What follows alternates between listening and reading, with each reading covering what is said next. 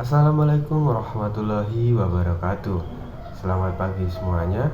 Pertama-tama yang saya hormati Ibu Iza Sariratun Nijwa SMMM selaku dosen pengampu mata kuliah MSDM dan juga teman-teman yang saya banggakan. Di kesempatan kali ini kami dari kelompok 2 akan melaksanakan presentasi dengan materi lanjutan dari pertemuan minggu kemarin, yaitu adalah pengujian dan seleksi karyawan. Sebelumnya, perkenalkan saya Valian Prestio dengan NIM 2023-11076 selaku moderator pada presentasi kali ini, dan juga ketiga rekan saya. Yang pertama ada Habib Aulia Rahman dengan NIM 2023-11045. Yang kedua ada Bayu Putra Ardhani 2023-11067. Yang terakhir ada Ulfatul Laili 2023-11079. Adapun topik yang dibahas pada materi kali ini, yang pertama adalah mengapa seleksi karyawan itu penting. Yang kedua, dasar-dasar memilih karyawan. Yang ketiga, jenis-jenis tes. Yang keempat, sampel dan simulasi kerja. Yang kelima, investigasi latar belakang dan metode seleksi. Yang keenam dan terakhir adalah studi kasus. Oke, langsung saja. Selanjutnya akan saya serahkan kepada rekan saya, Bayu Putra Ardhani. Silahkan. Pentingnya menyeleksi karyawan yang tepat. Dengan menyeleksi karyawan yang tepat, dapat meningkatkan kinerja perusahaan. Karyawan dengan keterampilan yang sesuai akan bekerja lebih efektif. Contohnya, jika perusahaan membutuhkan karyawan di bidang marketing, kita sebagai HRD harus menyeleksi manakah yang memiliki skill marketing yang baik agar dapat bekerja dengan maksimal. Dan juga menghindari dampak negatif dari karyawan yang tidak kompeten atau mengganggu. Yang kedua, menghemat biaya rekrutmen. Mempekerjakan karyawan yang tidak tepat bisa mengeluarkan uang lebih mahal.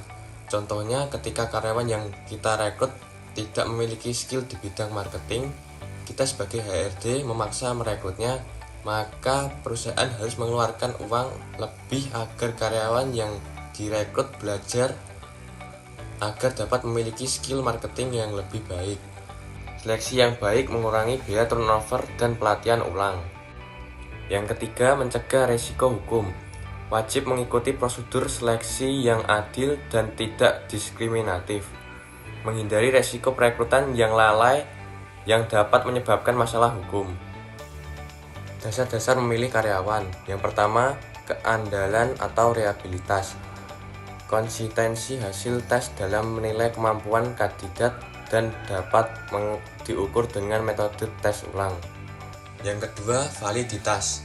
Mengukur apakah tes benar-benar menilai kemampuan yang dibutuhkan. Jenis-jenis validitas antara lain kriteria, isi, dan gagasan. Yang ketiga, proses validitas tes meliputi analisis pekerjaan, pemilihan tes, pemberian tes, serta validasi hasilnya. Yang keempat, bias dan keamanan tes. Hindari tes yang diskriminatif atau bias terhadap gender dan latar belakang. Hak peserta meliputi privasi, persetujuan, dan interpretasi hasil yang adil. Yang kelima, penggunaan tes di perusahaan. Banyak perusahaan menggunakan tes untuk menilai keterampilan dasar psikologi dan kompetensi pekerjaan. Tes membantu menyaring kandidat yang terbaik dan menghindari resiko perekrutan yang salah. Jenis-jenis tes. Yang pertama, tes kemampuan kognitif. Tes kognitif meliputi tes kemampuan logika umum atau inteligensi dan tes kemampuan mental spesifikasi seperti daya ingat dan pemikiran induktif. Yang kedua, tes kemampuan kognitif khusus. Tes ini ditunjukkan untuk pengukuran bakat untuk pekerjaan terkait. Yang ketiga, tes kemampuan motorik dan fisik. Mengukur ketangkasan jari tangan dan lengan, mengukur kekuatan fisik dan daya tahan fisik. Yang keempat, mengukur kepribadian dan minat.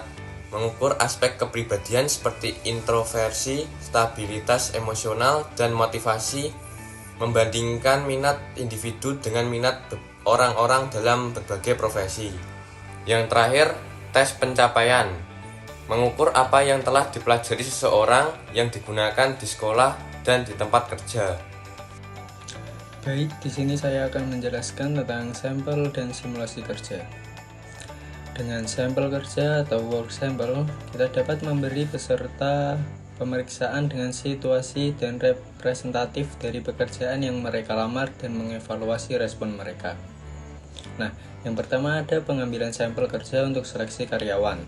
Teknik pengambilan sampel kerja atau work sampling teknik adalah teknik yang berusaha untuk memprediksi kinerja dengan mengharuskan kandidat pekerja untuk melakukan satu atau lebih sampel dari tugas pekerjaan tersebut. Lalu, yang kedua ada tes penilaian situasional. Tes penilaian situasional adalah tes yang dibuat untuk melihat bagaimana pelamar menilai situasi yang nantinya akan ditemui di tempat kerja. Lalu yang ketiga ada pusat penilaian manajemen. Pusat penilaian manajemen atau Management Assessment Center adalah sebuah simulasi 2 hingga 3 hari yang mana 10 hingga 12 kandidat melakukan tugas manajemen realistis seperti melakukan presentasi di bawah pengamatan para ahli yang menilai potensi kepemimpinan setiap kandidat. Tugas yang biasanya dilakukan adalah yang pertama ada in basket, yang kedua ada diskusi kelompok tanpa pemimpin, yang ketiga ada permainan manajemen, yang keempat ada presentasi lisan individual, yang kelima ada pengetesan, dan yang terakhir ada wawancara. Lalu yang keempat ada tes penilaian situasional dan simulasi berbasis video. Simulasi berbasis video atau video based simulation adalah tes yang memberi kandidat beberapa situasi video daring komputer yang masing-masing diikuti oleh satu atau lebih pertanyaan pilihan ganda. Kemudian yang kelima ada pendekatan pelatihan dan evaluasi kerja miniatur. Pelatihan dan evaluasi kerja miniatur atau miniatur job training and evaluation berarti melatih kandidat untuk melakukan beberapa tugas dari pekerjaan dan kemudian mengevaluasi kinerja kandidat tersebut sebelum dipekerjakan. Yang keenam ada tinjauan pekerjaan realistis. Tinjauan pekerjaan realistis ini di mana pelamar akan diberi gambaran nyata tentang bagaimana pekerjaan yang akan mereka lakukan. Selanjutnya ada memilih metode seleksi. Faktor yang perlu diperhatikan sebelum memilih untuk menggunakan alat-alat seleksi tertentu adalah yang pertama ada reliabilitas dan validitas, yang kedua ada pengambilan investasi, yang ketiga ada reaksi pelamar, yang keempat ada kebergunaan, yang kelima ada dampak merugikan, dan yang terakhir ada rasio seleksi.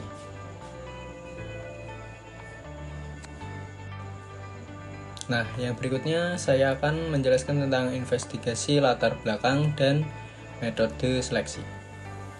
Tes-tes yang telah dijelaskan di slide sebelumnya itu hanyalah sebagian dari proses seleksi pemberi kerja. Materi yang ini akan menjelaskan berbagai cara lain dalam melakukan tes kandidat di luar tes konvensional.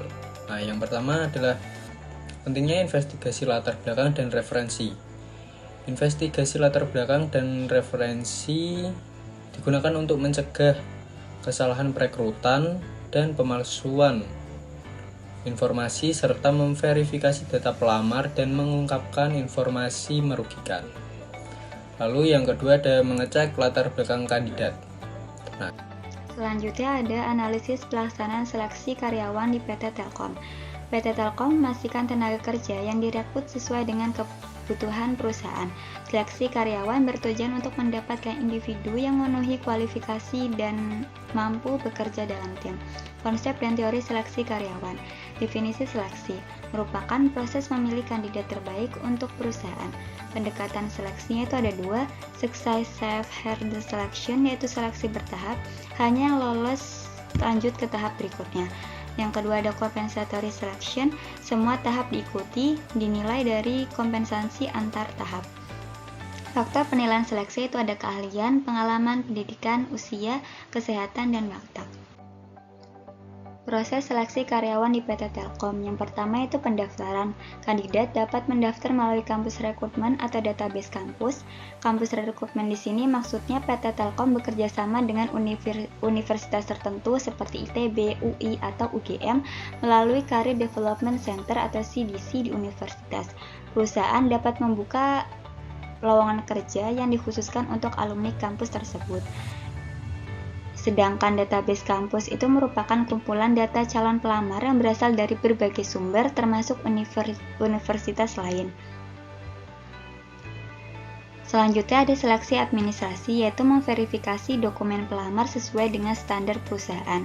Yang ketiga ada seleksi tahap 1, ada psikotes, tes TOEFL, dan diskusi kelompok.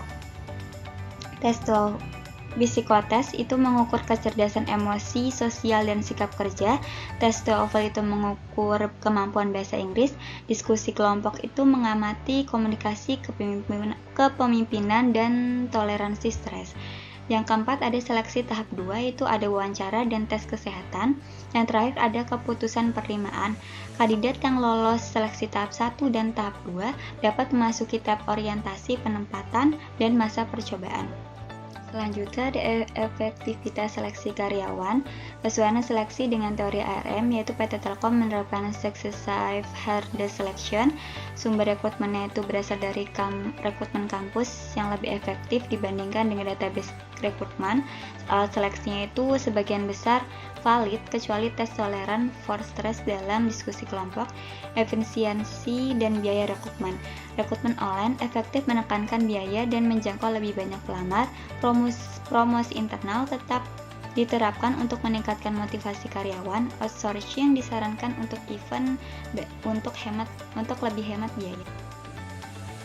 Kesimpulannya yaitu PT Telkom menerapkan seleksi karyawan secara sistematif dan efektif. Kampus rekrutmen lebih berhasil dibandingkan dengan database rekrutmen. Namun metode penilaian toleransi stres perlu diperbaiki lagi. Untuk meningkatkan efektivitas, perusahaan dapat mengoptimalkan database rekrutmen dan mengganti dengan metode seleksi yang kurang efisien. Oke, selesai sudah presentasi dari kelompok 2. Apabila teman-teman ada yang mau ditanyakan, silahkan gunakan forum diskusi pada Sunan. Dan apabila kelompok kami ada kesalahan tutur kata, mohon dimaafkan. Wassalamualaikum warahmatullahi wabarakatuh.